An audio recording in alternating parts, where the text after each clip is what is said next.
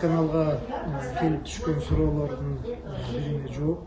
Кыз келиндердин илим алуусу, илим алып улантып медреседе окушуу жакшыракпы же болбосо учуру келип күйөөгө тийгени жакшыбы деген суроо экен. Албетте илим алуу бул парыз. Илим алуу бизде ошол бешиктен баштап кабырга чейин алуу ар бир эле мусулман эркекке дагы, аял кишиге дагы бул милдеттүү түрдө фарз нерсе. Андыктан биздин бул абзел, тиги абзел деп айтышлыгыбыз бул туура келбейт.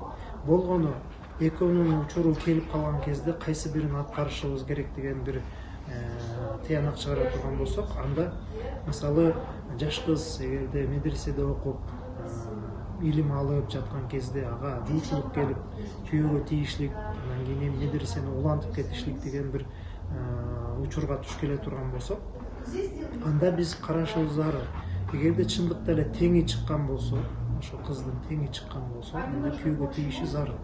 Күйөөгө тийип туруп деле кийин илимди алганга шарттар түзсөк болот. Биздин көбүнчө эле кыз келиндерибиз күйөөгө тийгенден кийин илим